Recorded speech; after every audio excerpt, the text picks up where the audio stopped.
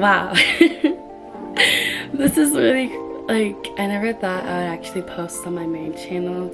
And I'll be honest, for a while I was like really unsure. I really want to start a series called My Soul Sings, and basically every Sunday at 6 p.m. we'll be starting a series where just, you know, listen to the word of God.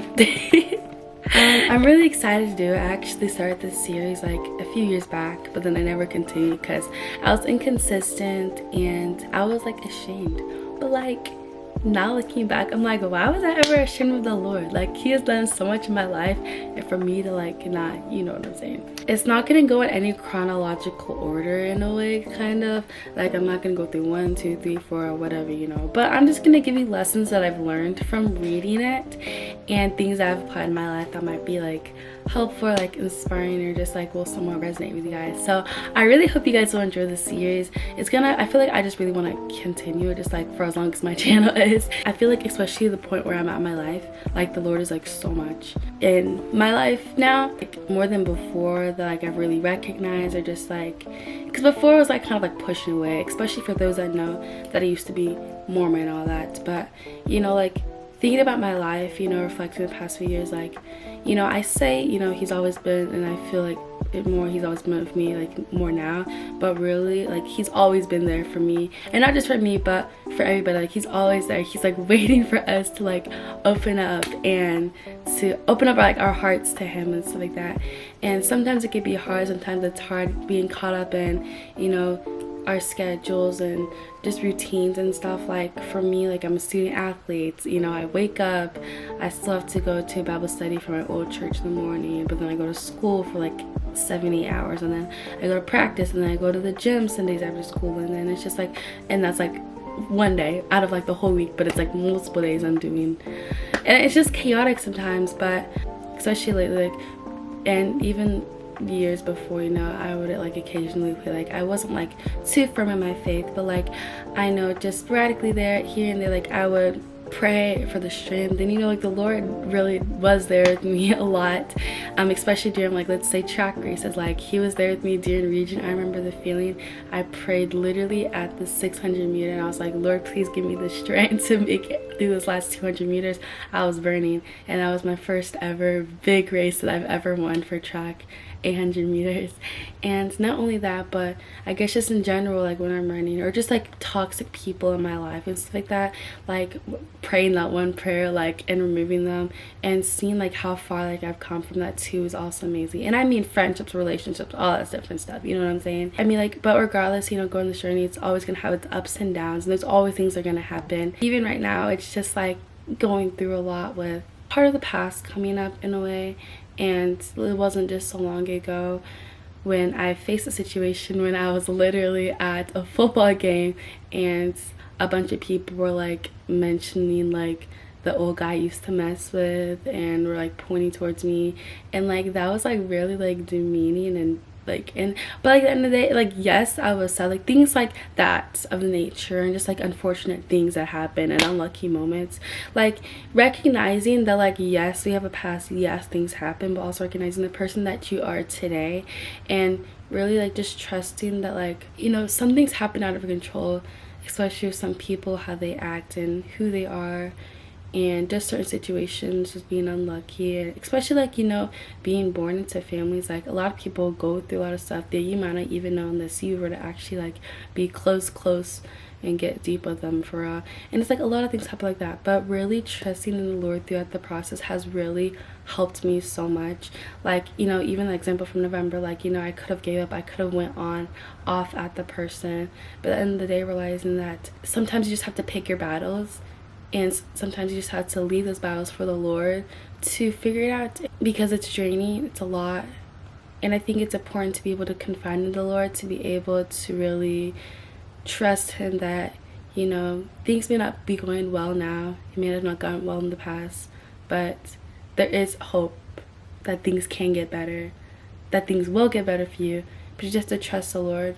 And I feel like lately, really just like giving my whole heart and really like immersing myself into things and really trying to get in a relationship. Like, I might not pray every day. I might accidentally like skip church if I overslept. I might not always say the best words or have the, the best thoughts necessarily. Like right now I'm working on cussing because I cuss so much and it's so bad. But things like that.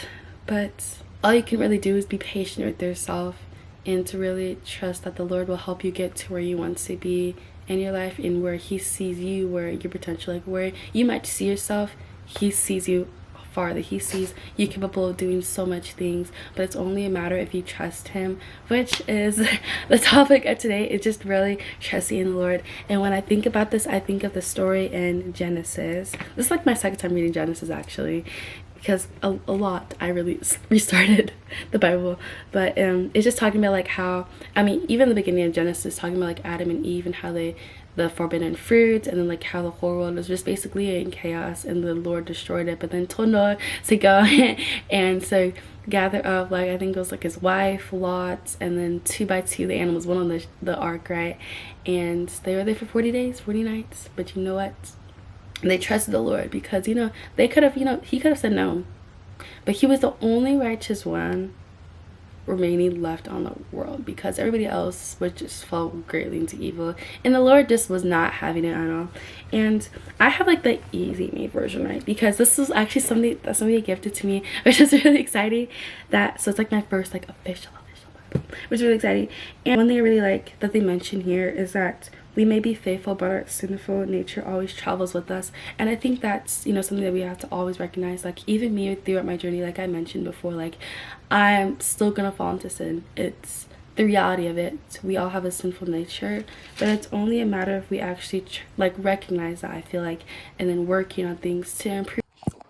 Okay, so my battery pack died, but one toxic thing that I had learned growing up was just like, doing all these works and that's my way to heaven. But just because like I may accidentally cuss a few times, I may like even today I'm going to church, but let's say if I was like I'm just not feeling it today, that doesn't make me any less. It doesn't make him view you in a way that you're any less just because you choose not to go. Yes, it's encouraged, but it's not like a set in stone. Like if you don't go to church, you're going straight to, like, absolutely no. And I think that's extremely ridiculous because, especially with certain circumstances and situations, it's just like you can't like put everybody into like any close space. But what you can ask of people is to try to do better, to try to be a good person, to try to have uplifting thoughts and to be a good person. So I just jumped into a whole different idea, but basically I think a way to tie it in is just saying that like, and also just trying to actually form a relationship in a way and trying to trust him, whatever it may be. Overall, my message I'm just trying to say is it just reminds me just of the concept of just trusting in the Lord. Like, even especially for a lot of seniors and stuff like that, like right now me trusting about college, and it took me a while to find the right college for me. I probably looked over 50 colleges, contacted around 25 coaches, and I've gotten I got half responses, and then half of those responses I actually made those recruitment times, and then I have people contact me that I might be interested in. It's just like, it was really chaotic, but I finally I feel like I found my place that I really want to be at. And after careful consideration and praying about it a lot, instead of taking my hands into the matter, I did, but then I left the rest to the Lord, and he showed me that that is what's meant for me. And I feel like if we apply it to all our lives, if we really try to tune in with the Lord and try to see where he wants us to go and what to do, and try to not lean on our understanding 100%, things will work out the way they should be, and in your favor, in the way that he knows that will benefit you long term. And so yeah, basically all I know to say is that it's just very important to trust in the Lord, and he's always there for you. He's 100% for you. It's only a matter if you choose him to. And so yeah, thank you so much for watching. Peace is already out.